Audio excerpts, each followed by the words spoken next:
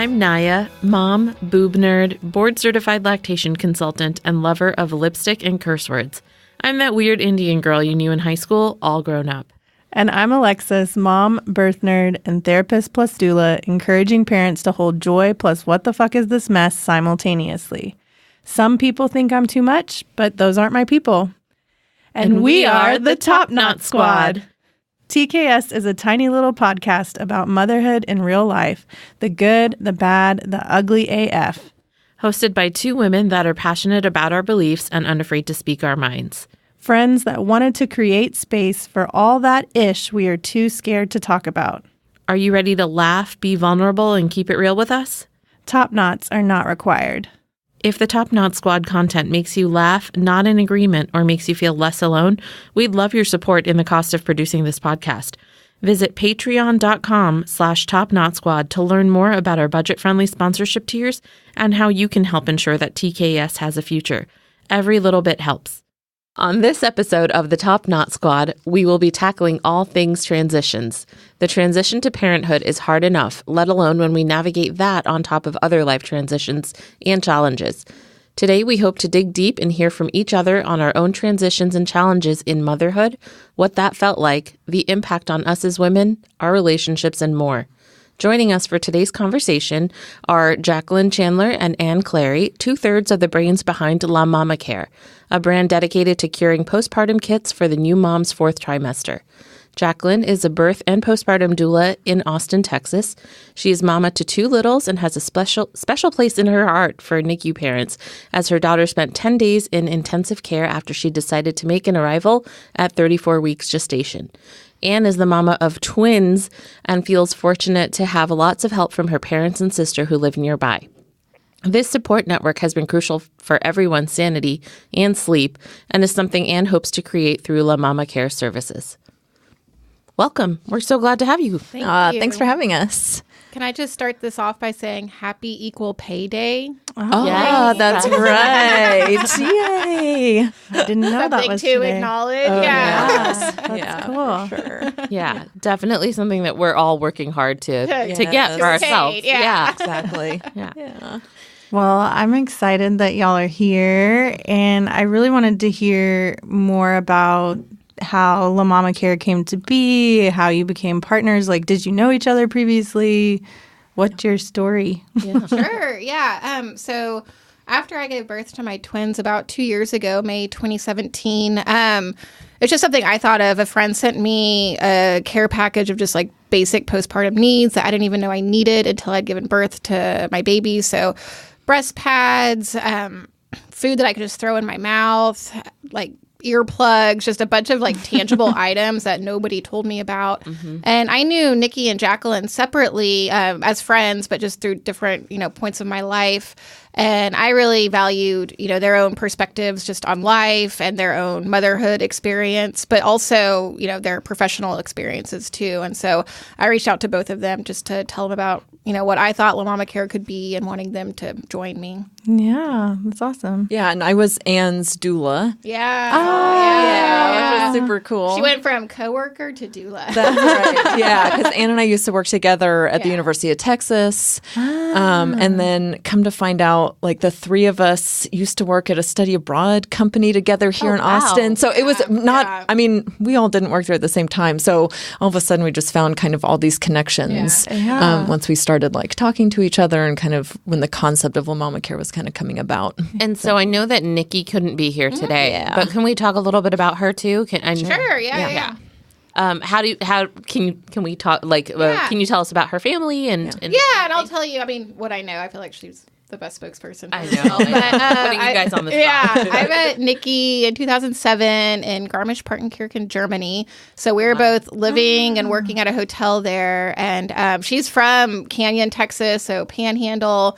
Went to college in Abilene, and so we were both from Texas and just like bonded really quickly. And then she moved down to Texas when she got back from Germany in 2008, and then I relocated to Austin in 2009, and then was kind of permanently here since 2013.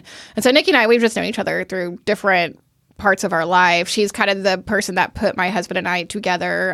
We were all in Germany at the same time, and like I was friends with her and not friends with him, and same for him. Oh, and that's she so kinda awesome. Helped bridge that. Yeah. And so Nikki, she had her daughter. Her kids are around the same age as Jacqueline. So she had her daughter in 2014, and then got pregnant with her son, I guess in 2016, but early 2017, was navigating thyroid cancer early on in her pregnancy, and didn't even know that she was pregnant when she was dealing with thyroid cancer. Oh, wow. And just kind of all of the like health complications and anxiety that comes with that. And so, I mean, we all have really specific birth stories that kind of contributed to what La Mama Care is, what we thought would be beneficial to new moms to put in our boxes. And Nikki is now just traveling constantly for work. And so, What does she do? So she works for a healthcare startup. And that's kind of her background is healthcare marketing and business. And so, again, just having these different professional perspectives to put into La Mama Care. Jacqueline coming from the doula perspective, but also operations and, programming. And then Nikki knowing much more about marketing and social media than I could ever hope to learn. So, Well, Very awesome. cool. That sounds like a great team. Yeah, we all bring like something special to the table. And, so But it still is very really- complementary. Yes. Yeah, absolutely. And you all had a child when you started. When was La Mama Care born? I guess the fall of 2017. Right. So Nikki and Jacqueline were pregnant with their second at our children. first meeting. I had just given birth like In 3 May. or 4 months prior. Like, Oh, wow. I mean, it's crazy. Like, Going, okay, what are we doing? But there was like a really strong impetus for like, this is needed now. Yeah. Like, this is really important. Yeah. It felt like the right time, even though it was like nutty. But, we were all just like at that stage in our life and, we're going through it. So. But that's, I'm sorry. I was going to say that's kind of what I've noticed about great ideas. Like there's never a right time to do them, and you have to strike while it's still hot. You just have to do it. Exactly. Kind of like having kids, right? Yeah, exactly. There's never a great time. Yeah, exactly. Sorry, what were you going to say, Alexis? Oh, I was just going to say, I also personally really like that you've been mindful about having boxes to give to women in need. So you've partnered with Pregnancy and Postpartum Health Alliance and GALS, and someone can donate a box to a mom in need. Yes. So I love that. Yeah, that's very kind of, I think, near and dear to our hearts. And so that was something that we kind of wanted to get off the ground as soon as possible. And so we were really excited when we did like a t-shirt fundraiser over Christmas and just, were able to donate money to PPHA. It was amazing. Yeah. One thing we've always been mindful of is obviously these boxes have to be purchased or donated. So, there's monetary transactions happening, but we want them to be available to people that need them, and so we're just trying to find ways to do that so it's not just going to a certain customer demographic, but anyone that needs this sort of postpartum support can get it. It's awesome. Yeah. Very cool. So today we're going to talk about transitions. So maybe we should jump into that. Yeah, let's do it. What does transition mean? What does that even mean? Why are we talking about that? Yeah, so I think when the three of us, the La Mamas were talking about this episode, and like, I feel like we're at a point right now where we're all just kind of going through big transitions. And we thought, well, this is just like a really good topic in general when you're talking to like moms and families and all of that, because not only I feel like is it just like constant transition in your life of, just on a day-to-day basis and kind of like falling by the seat of your pants. But I think as soon as you become a mom or become a parent, like that's like one of life's biggest transitions, and just thinking through like the huge change that happens. Every part about it. I always tell parents in the postpartum period, like, you're fundamentally going to be a different person after this. And, I think it's hard to, I kind of want to be like, shake them and say, like, you will be different, and it's hard, I think, to fathom before you have kids. Like, what is this woman talking about? But it's just huge. And so I think it's something that we don't pay enough attention to. And I think especially, for moms, kind of calling them out, like the transition and, just the physical body changes that happen while you're pregnant. And you can just physically see a transition and a transformation that's happening, and then to have baby. So, I think for us, it was just a lot of, right now we're thinking about various moves, job changes, like things are just happening, with our kids are getting older. And so there's just transition all the time. But, I feel like it kind of begins with becoming a parent. Yeah. Yeah, and it definitely means something different to me now than it did a year ago or even 2 years ago before I had my children. For me, because transitions are a part of life, and a lot of times you don't get the opportunity to like sit and reflect on them. But I think it's important to allow yourself time to adjust to transitions and to be able to tackle them instead of just letting them happen to you, but actually taking ownership of the changes that are happening and kind of creating the life you want. But you have to, the first thing that you have to do is allow yourself time to like adapt and adjust to that. And take control in that aspect too. I think that's something where people sometimes think like a transition is something they don't have any control over. And some parts of it you absolutely do not. But then how you approach it and how you think about it, you do, but you have to give yourself that space. Yeah, as y'all were talking, I was kind of thinking about the entirety of parenthood is multiple transitions. Yeah. Like each new stage of development, wherever your kiddo's at, their age, school, whatever, there's some type of new change and shift that's happening, and you kind of have to relearn your way all over again. Yeah. I don't think that that's talked about as much. It's just kind of like, oh, you've had a baby now. Yay. Yeah. Good luck. Next chapter. Yeah. Yeah. Exactly. Yeah, you're totally right. And, I think thinking about, like Naya was just saying, like, her kid's going off to kindergarten and like my little one is going to be going off to kindergarten. And you're right. It's like you have to be this almost like chameleon, so to speak, where you're like, I constantly have to change. And like also, when you wake up in the morning, you're like, I don't know what kid I'm going to have today. Like, are they going to be great kids? Are they not going to be great kids? And so it's like you just have to alter like who you are, like how you act. And a lot of that unknown, it's really taxing. Like I think that I was reading a couple articles recently for moms talking about like the emotional like load of parenthood that most moms have to like take on. And they talk about, the third shift. And so now this is like the fourth shift, and, not to put a negative spin on like partners or anything, who, I think we all have like loving, like caring partners who like want the best for all of us. But I think it still falls on all of us that like the mental load of like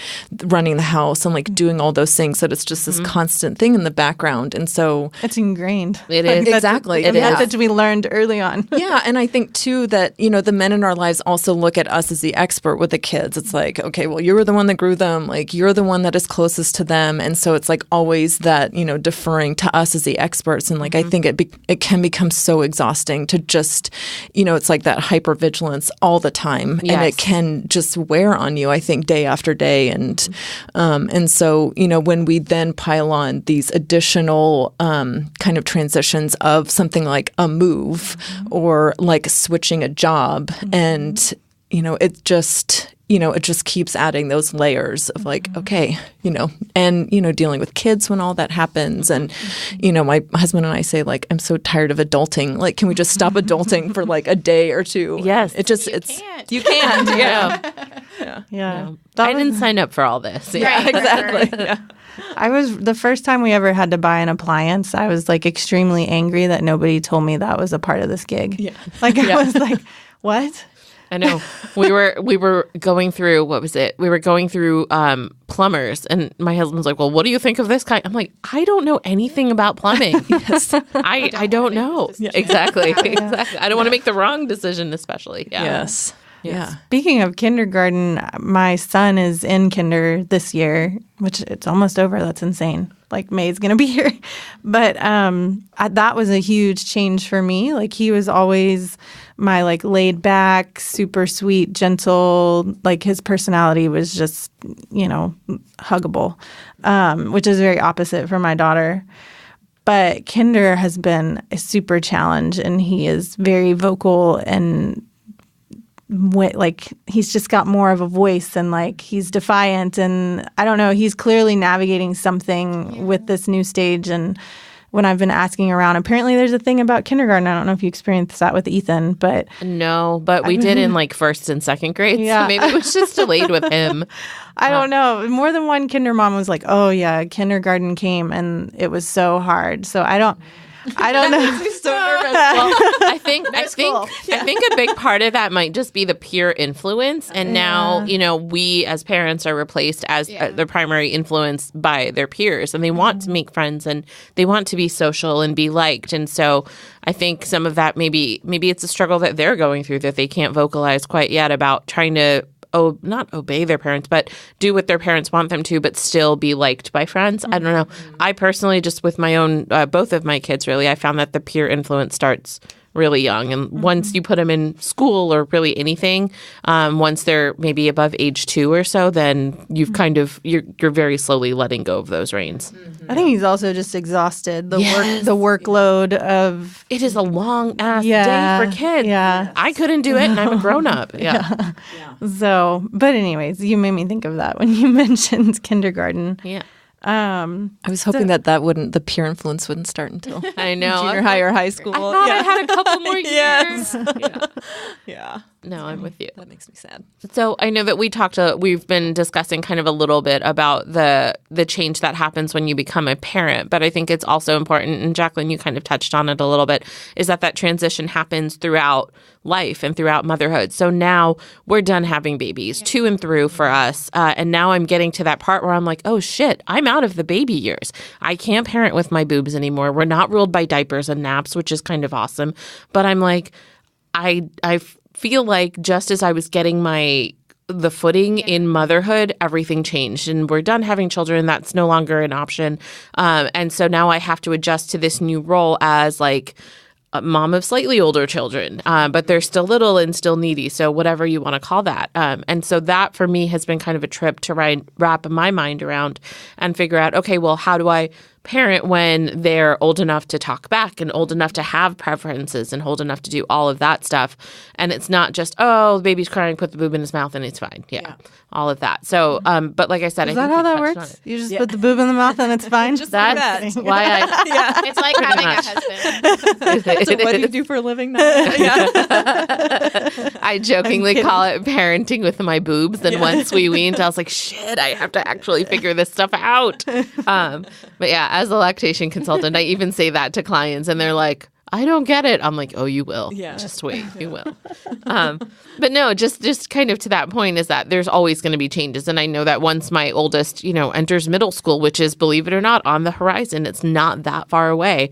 Again, I'm going to go through some sort of a transition and have to be mother to an older child, to a middle schooler and an elementary schooler. And so I'm fairly certain this happens throughout the years, and then finally, your kids go off to college or go off on their own or whatever they choose to do, and then you're dealing with these transitions throughout motherhood. Yeah. I mean, my mom always told me that like raising a kid is just constantly learning how to like let go. Like that's just kind of how, and I was like, that's so sad. But like at the same time, like, it's like we're all just doing our best. Like that's become my mantra lately is like, I'm doing my best. Like I'm doing my best. And it's like we're only one person. And, you're trying to raise good humans. But it is like thinking about like kindergarten. It's like, okay, like trying to get their independence. But then like you're working your way up to like college. And like it is like it's about like just like giving your all during this time, in whatever form or fashion that takes. And then, once they go off to college, it is like it's about finding yourself once again. And I think, we have talked about just, how do you find yourself as a person, like once you have kids? And then it's like, then how do you find yourself once they go off to college and you have like empty nest and all of that. And so it's just, just huge transitions. And I think things that aren't in the open, like, I don't even know if we talk to friends about it. And is there ever time? Like, it's not, we don't have the luxury right now of sitting down and talking for an hour about like, how's your transition to motherhood? Do a podcast. Yeah, exactly. And then we can talk about it. Yeah. This is our once a month therapy. Well, I think that's the other part of this conversation is that transition isn't really talked about, and we're oftentimes navigating a lot of those alone, or we're at least feeling isolated as we're in that space. And then even our feelings of like, this is hard, or I'm feeling this way or that way, or whatever it is that's coming up for us in that transition, whatever it may be, it can be really oftentimes is minimized, or there's shame, laced into the message that we receive about our experience. Yes. So is that something that you guys have felt in your transitions, and why do we think that is? I definitely do not think transition is like the effects of transition is talked about enough. It is something that happens, like we just talked about. It happens to everybody at various points in their life. So it's something that I personally don't like to dwell upon too much, because I'm like, I just have to figure this out, like this is my responsibility as an adult and as a parent to figure this out. But I think there's a huge neglect on motherhood in a lot of ways, but one of them is you just go through this like paradigm shift of who you are, what your body's gone through, what your emotions have gone through. And that is a huge transition, and it's very abrupt. I don't think pregnancy prepares you for childbirth or being a mom. Yeah. No, I mean, I definitely think that as well. But I also think that there's, which I think I'd mentioned this before, but like there's nothing that you can tell someone who's pregnant or who's going to have a baby for the first time. I mean, if you say like you're going to be sleep deprived. They don't know. Yeah. And then like, yeah, okay. And then it's not until when you see this light bulb go off whenever they're sitting at home, like day 3, day 4 postpartum going, oh, fuck, what are we doing? Right. Like, I'm exhausted. And it's such a hard time, like, not only for like a parent who's just had a child, but then you're relying on people, your network as well, who are equally as exhausted, who probably have like slightly older kids, but who's still, still within your friend network. And then you're like, well, I feel guilty for calling on them for help because I know how tired they are and all of that. And so I think it just lends itself to that feeling of isolation and like, that there is so much talk about like, oh, I need to find my village. Like, I need to do this. And like, it's so much easier said than done, I think, whenever you're like stuck on your couch.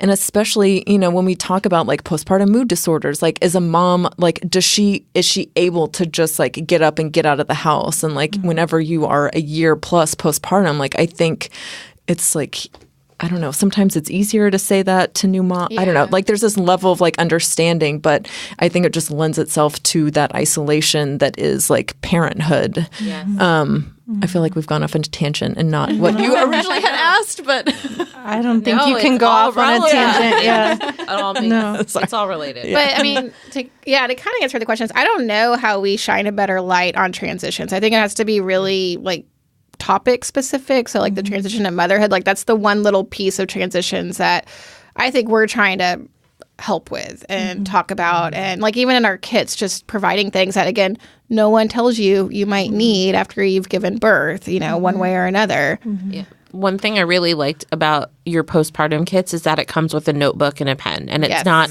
you need to use this to track your baby. You need to use this to this. It's just a notebook and a pen. And it's for you to record whatever you want in there, whether it's thoughts about motherhood or your baby's poopy diapers or, whatever. Yeah. And so that I liked that it was so kind of open-ended and the woman who got it could do whatever she wanted with it. Yeah, I think part of the answer is this is very much linked to mental health. Yeah. So we don't generally want to talk about how we feel or what we need.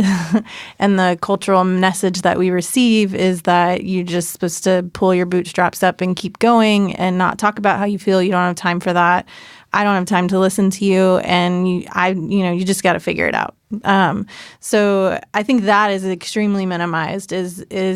It's minimized to even sit in discomfort. It's minimized to have emotions. It's minimized to talk about it.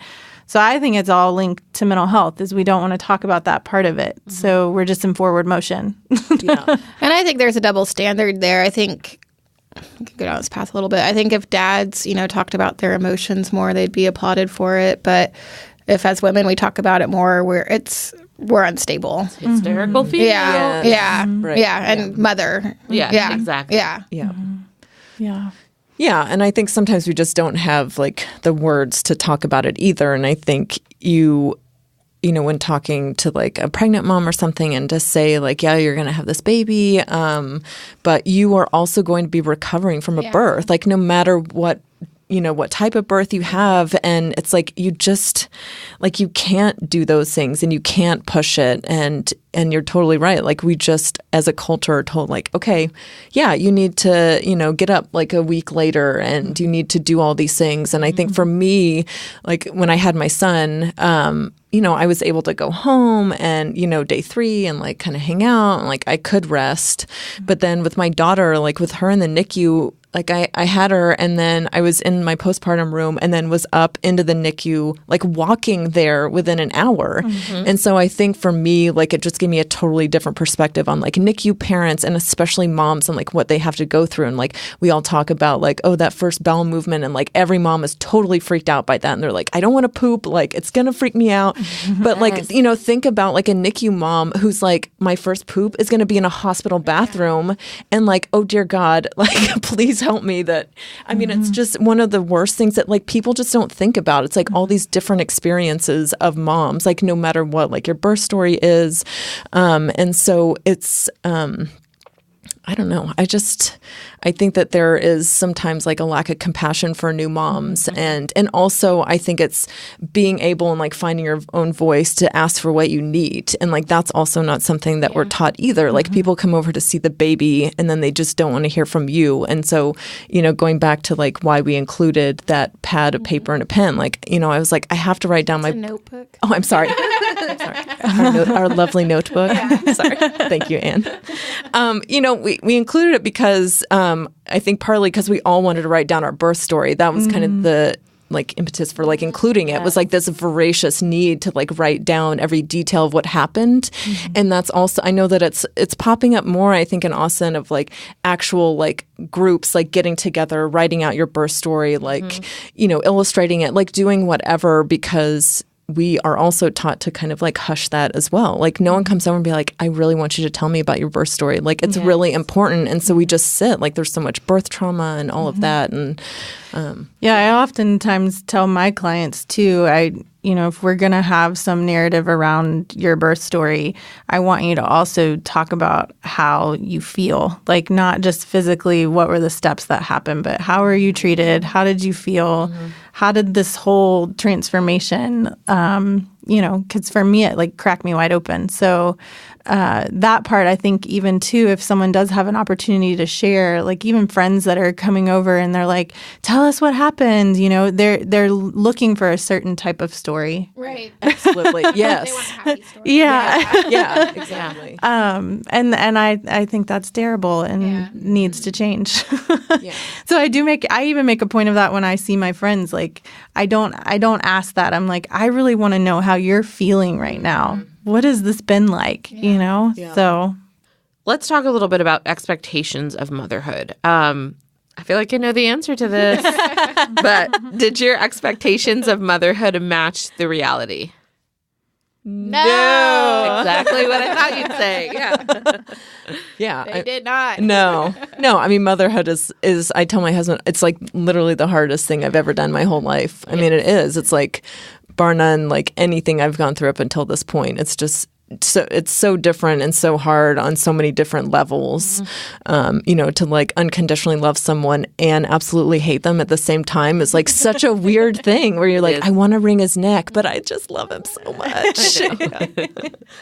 And I think a lot of people have this. I thought my life would go back to normal, +2, Yep. I honestly thought like having twins was the most efficient way to have children. I was like, this is great. Like, I've really figured this one out. Everyone's going to want to have twins. But I just thought, after a short amount of time, I was like, oh, it's 3 months. And then you sleep and then you go back to work and then you see your friends again. And that's all normal. We had booked a trip to Germany 3 months, like before they were born, but for 3 months after they were born. And we did not go on that trip. And so it's just all this stuff where I thought, oh, you just need 3 months because that's how much is allocated to you to take off of work if, you're fortunate enough for that. And then, you just move through life, but you just have to take care of these 2 other little humans. And I really think there's an emphasis on just like, getting your body back, getting your sex life back, like getting all these things back. and not talking about who you are now as a person and actually transitioning into that person and coping with that. And along those lines with getting your body back and getting your sex life back, you absolutely will get those back at some point, but it's going to be different. Yeah, and they're going to be nobody different. talks about You're different. the different. Yeah. So you're not really getting it back. You're I know. getting a new thing. You're getting Exactly. a new thing. Yeah. Yes. You will have sex again. Yeah. You still have your body, but it's different. Exactly. Yeah. Yeah, and I think there's been like a better kind of emphasis on like body positivity and like thanking your body for everything that it's done. But I feel like that's kind of a daily practice as well, that it's something like, I don't look at myself in the mirror and I'm like, thank you, body, for everything that you've done for me. But in the back of my mind, I'm like, no, like if I start, those negative thoughts or whatever, like I do have to be like, pause, and it is, I think that we don't give like women enough credit. Like it is absolutely amazing, like what our bodies can do. Like you can just create a child without, like, I don't have to tell you how to do it. Like, you can just do it automatically. And, there's not enough, like, props to moms, for everything that we do. And you're making me think, honestly, I think for me, my expectation that, what's the question? It didn't match reality. I didn't realize or expect that really the bulk of my mothering was going to be unlearning a bunch of shit. Yes. Yes. So I thought I was going to be learning all kinds of new stuff, which you are. But I would say that the main thing that's made me fall into my mothering the best and really help me become my best self has been unlearning all my own shit. Like what? My own traumas, my own history, my own pain, the things that my mother that I didn't want to pass on from her and repeat patterns, unlearning the cultural narrative message of I have to care about the bootstraps. Yes. I have to care about my body. I have to get my body back. I have to get my sex life back. Like all of that are learned messages over time that if we're wanting that to be different for our kids, we're in the process of unlearning in the transition. Yeah. And I've heard too, I've gone to like some parenting things at a school that my son used to go to. And basically they're like, we're not going to tell you like how to parent your children. Like we're going to tell you how to change like you almost as like that you need to, learn how to control your temper. You need to learn how to like talk to your kids because they're real people, like all of these things. And so it was more like a seminar on like, you need to fix your own shit so that, like they're just kids, like, and they're learning from you and, you need to be a positive role model for them. But that also, Alexis, as you said, like unlearning all the stuff that's just been like shoved down your throat, like ever since you were a kid. And I mean, I was kind of giving kudos to my son because, he was telling me like, I just, I sit in the cafeteria and the kids who I sit around, they're not really my friends. And I'm like, oh, I'm so sorry, honey. Like that's awful. And I was like, what do you do? He goes, I just sit there and I eat my lunch.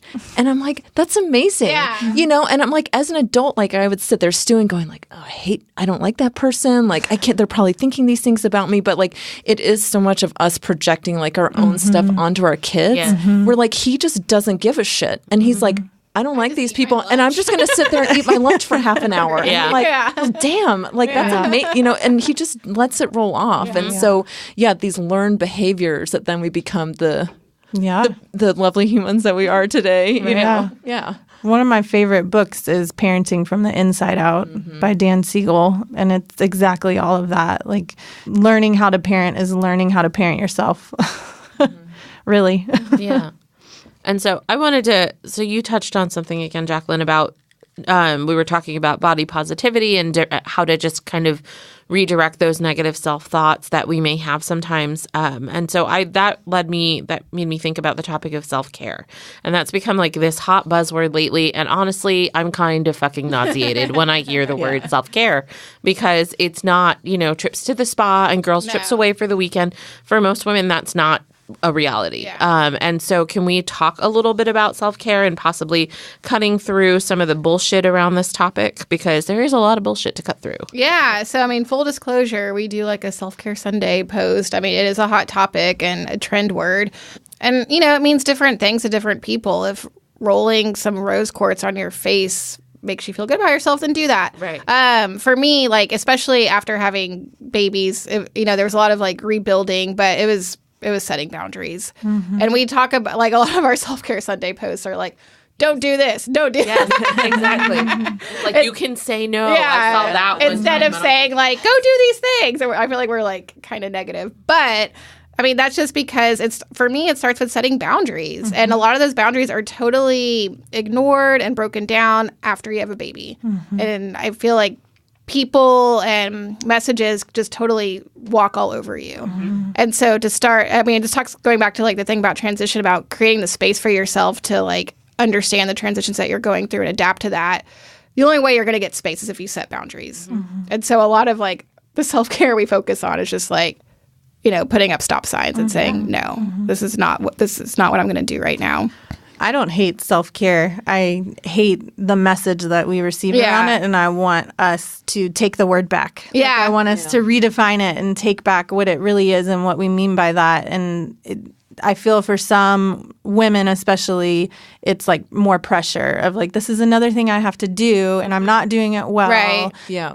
But that's because the definition of self-care that you have ingrained in you is not realistic, and it's not really what you need in order to be okay and then to fill your cup to then nurture other human beings. Right. And You can definitely get something that makes you feel better in a variety of ways, but self-care does not equal stuff. No. It does not equal shit. Absolutely not. No. Yeah. I was just going to say, like, it, to me, when you hear about self-care, like, it seems about, like, it's all about spending money. Right. And it's like, you just, like, you don't have to spend money to, like, feel better. I mean, and some people, like, like, retail therapy is, like, a real That's thing. a thing. Yes. Yeah. And I'm like, if I go out and buy a shirt, like, sure. Like, I feel better. good. But, like, it is the, it is the pressure. And it's, like, the stress of, like, oh, do I need to book a nail appointment? And like, when am I going to do that? And, how am I going to fit this in? And then I have to go pick up my kid. And then it's like, then it just becomes not self-care. It's like the opposite of that. Yes, very much so. Yeah. Well, and there, it kind of pairs also with social media, which we haven't talked about too much, but like, it's like not only doing these things for yourself, but then you feel like you have to advertise that. Like, this is what I did for myself, and I have all of my shit together now. I can check the box this week. Yes. Yeah. Because I did a thing. Yeah, exactly. And that's just like, I don't think that's healthy mentally, physically, for your wallet, Yeah, another thing I talk to clients about is the difference between checking in versus checking out. And so those are both coping skills that we as human beings use. Checking out being binging Netflix. Checking out could be going to get a pedicure. Yeah. Checking out scrolling social media. Checking out could be eating our feelings. Like, all of those are check out behaviors. Versus checking in is the thing that we're really bad at, and is what I want to take back about self-care, is that's what we really need, is to check in and say, like, what's going on with me? What do I need? What do I feel? What's happening in my body? Because our body is sending us 1 million messages about what we need. Am I thirsty? Do I need to pee? Do I need to feed myself? Like, oftentimes those are the things that are neglected in our day, and our body is telling us, like, hold on, stop, pause, give yourself some water, go to the bathroom, and we ignore that. And so even those simple things, that's self-care. That's what it is. That's what I want to take back. Yeah. And I think, too, like, the message that, like, oh, as moms, like, we need to be giving, like, we need to be doing all these things. Like, we're working and we're taking care of our kids, and, like, we're taking them to all these various, like, extracurricular activities.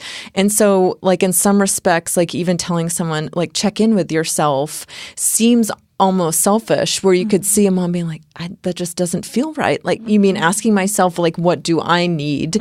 And pausing and, maybe asking for help, or doing, or getting a glass of water. And it's like, I need 2 seconds to go and pee. Like, can I just please have that moment, to myself, and whatever that looks like. But now I want to blast that on social media. Every time I hydrate and pee and feed myself, I'm going to post. Take a picture.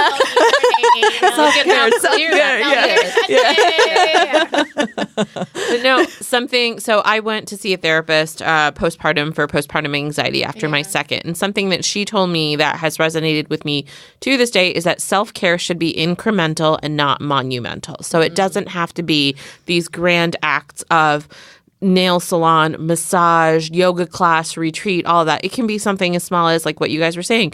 Have water when you're thirsty. Go pee when you feel like you have to go pee. Say no to people, which, by the way, no is my 2019 word of the year. That is what I'm saying to people. No. Yeah. My 2-year-old would agree with you. Which is hard for an Enneagram 2. I know. So hard for an Enneagram 2. I'm getting better, though. Do y'all know about Enneagram? No, I know that you did one of your episodes on it, but We What did. is it? It's a personality typing system. So it's very helpful for growth. So Yeah. it really kind of hones in on like whatever your number is kind of what your habits are and your instincts are. And that the idea of like, just because this is a habit and what I normally do doesn't mean that that's what I have to do. And so like kind of learning how to break those habits and do something different or understand why someone else is approaching the world in a different way. So yeah, Naya's a 2 and I'm an 8. What's the range? 1 through 9. 9, Yeah. And you can have wings, so you can be like a 2 with the wing of a 3. So you bring in different How many wings types. can you have? I think 2. Okay. Yeah. Right? Am I right about that? Or is it? I'm maybe not it's 1? sure about. I haven't actually remember. I don't know what totally wings my grasped the concept of wings. I'm still a baby in my journey through Enneagram, but it has been helpful in relationships and even parenting. But 2s are they're the nurturers, the givers. That's what their title is. And Naya is a 2, and so she's like through and through. She's very much a giver, and so saying no is hard. And so astrologically, I'm a Cancer. Again, nurturer, giver. And so Abby, who was our guest for the Enneagram episode, they had posted something on Instagram about, if you're a 2, you do this and you do that. And I was like, man, about how we tend to give of ourselves and not get anything for ourselves, and then we feel angry and resentful towards not having that. And I was like, man, between being an Enneagram 2 and a Cancer, I'm going to give until I'm dead. And then complain about it the whole time in the afterlife. Wait, that was a random. Sorry, that was Very random aside. I want to make sure we have time to talk about Alexandra Sachs. yes, please. Because I heard Jackie. Do people call you Jackie? no.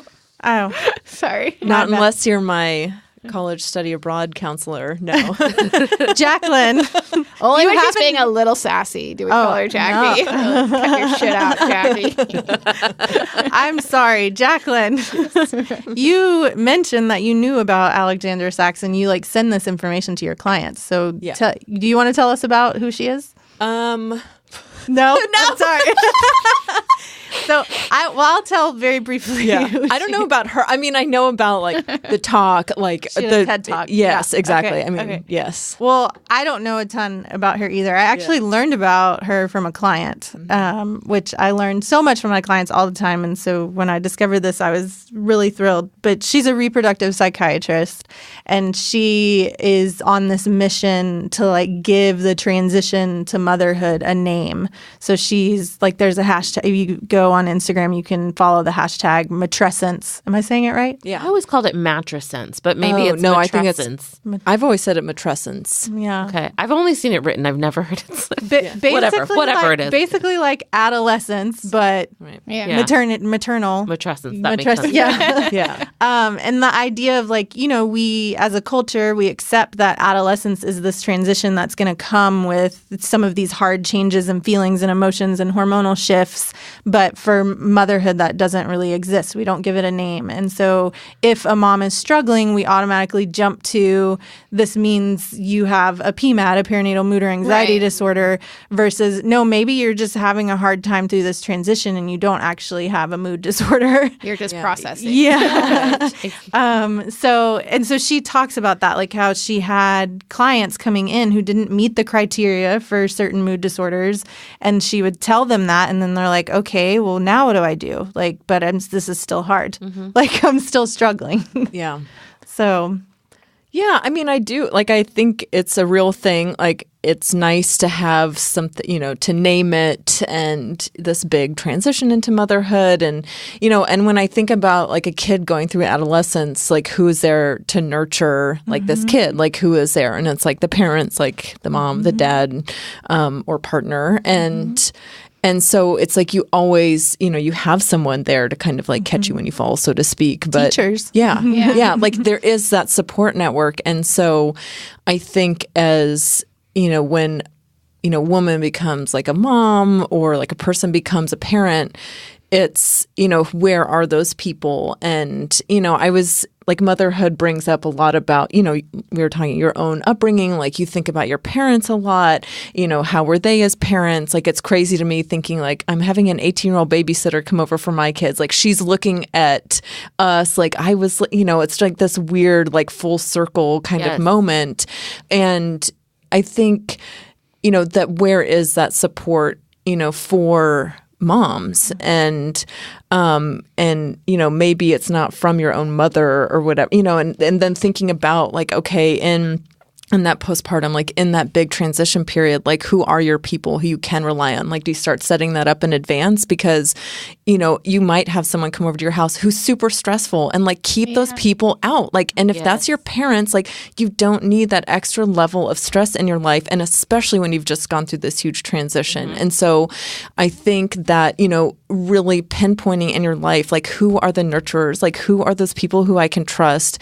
And like, can I call on them? And like, maybe they're not in the same city as you, but like, do you have someone who can call? And I think that there's a big drop off as well of, okay, once you're past like the first month or 6 weeks and like, as a mom, as a parent, like you're still sitting on the couch, maybe you're breastfeeding, maybe you're bottle feeding, whatever that looks like. And you're like, where the fuck is everyone? Like, I'm still struggling.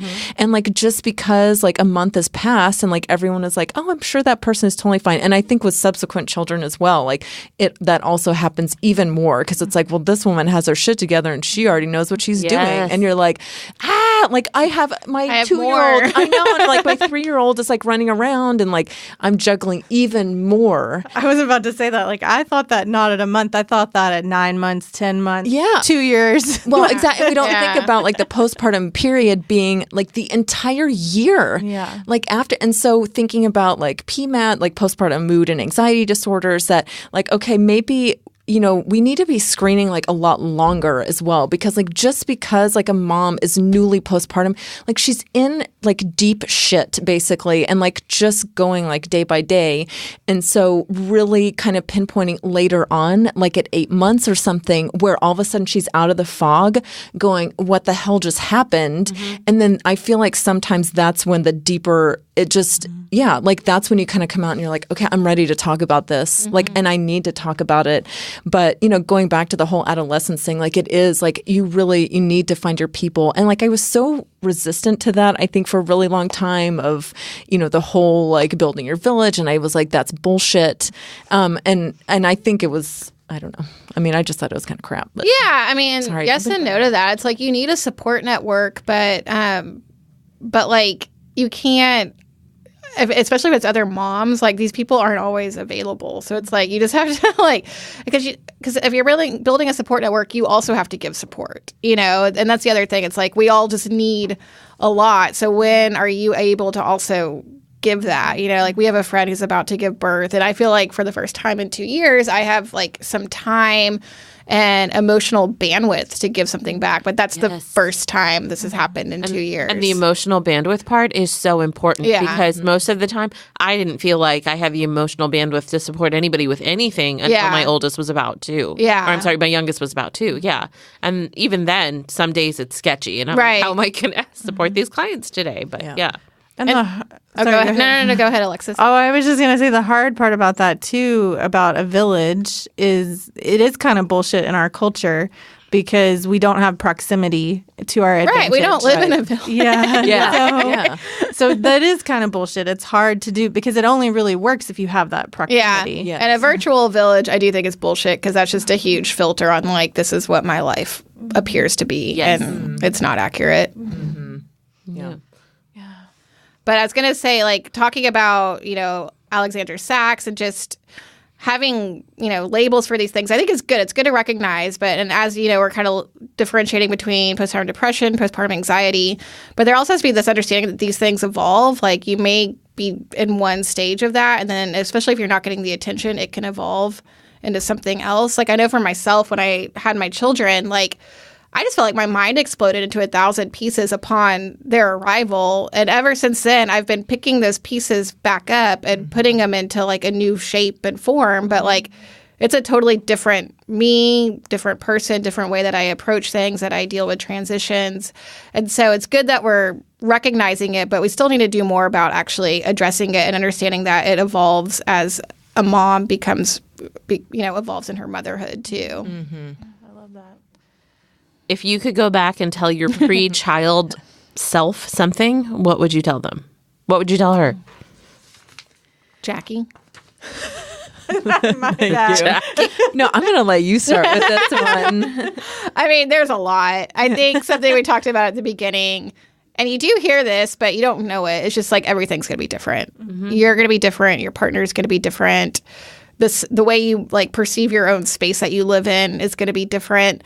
And so going back to transitions and like self-care is just giving yourself the time and space to process all of that, and hopefully not expecting everything just to go back to what it was. And I think that's a big message that needs to get communicated more effectively, is like, you're not going to go back, and there's no way you could. You have 2 new people in this world. Like, nothing is what it used to be.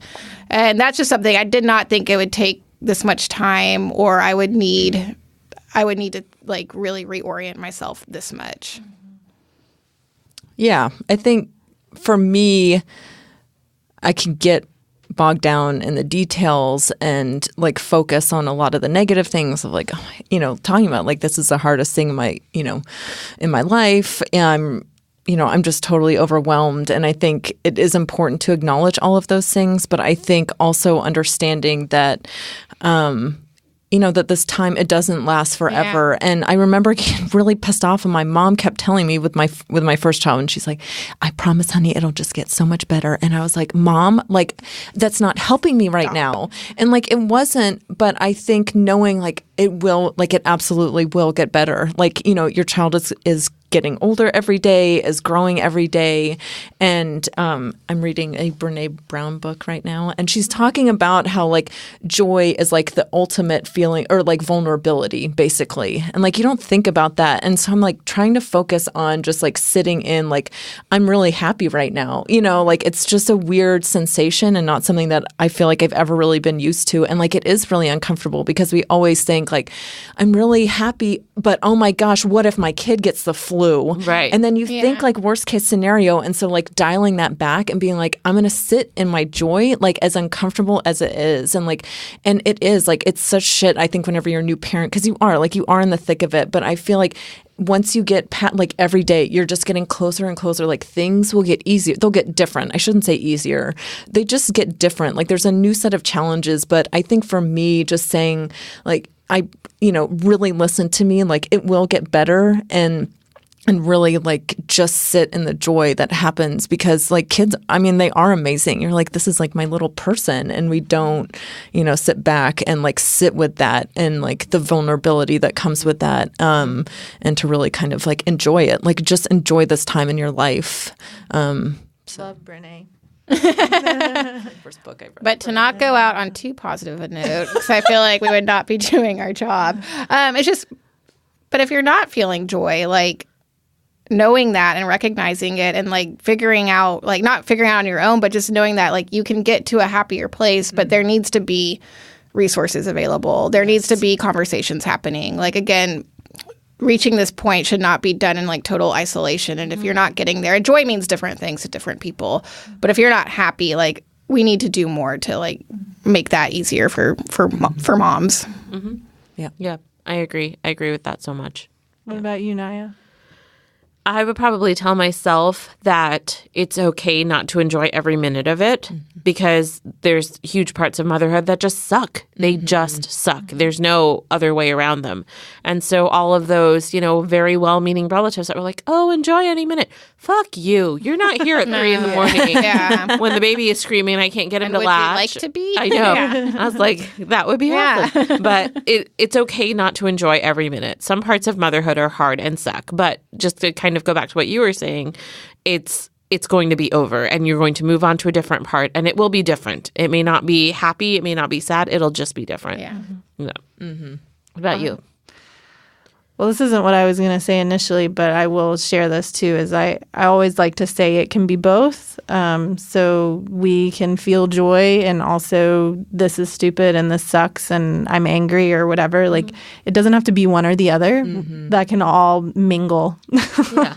But I was going to say, I wish I could have told myself, you know, you only know what you know. And I have a colleague who always talks about, from a helping professional perspective, she has this quote. It's Fanny from her Instagram is Yoga of Desire. I feel like I should say that if I'm quoting her. Her name's Fanny Priest, and she says, it's not what you know that heals, it's who you are. So the key to that is that it's all about relationship. Like relationships are what heal. And so I don't have to know all these things. I only know what I know. And if I'm entering relationship with this mindset of like, I'm here, I'm showing up, that's huge. So, yeah. Good point. Well, thank you guys for coming. Thanks for having us. Thanks We for being on loved here. having you guys on. I'm sure we could talk for like another hour about all the other stuff we didn't get to. Yeah. And we'll list some of the things we talked about in our resources on the show notes. So thanks, guys. Yeah, Thank you.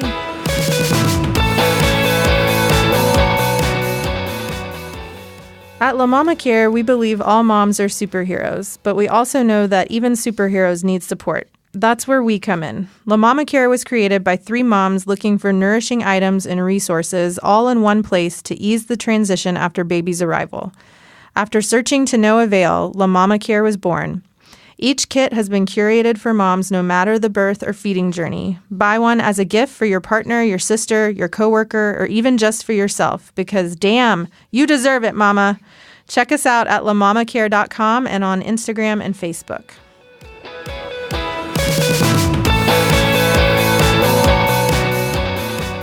If the Top Knot Squad's content makes you laugh, nod in agreement, or makes you feel less alone, we'd love your support in the cost of producing this podcast. Visit patreon.com/TopKnotSquad to learn more about our budget-friendly sponsorship tiers and how you can help ensure that TKS has a future. Every little bit helps. If you like what you hear, then be sure to click the subscribe button in your podcast app. While you're there, leave us a review. You can find us on social media. Just search for Top Knot Squad. We welcome your feedback and love making new friends.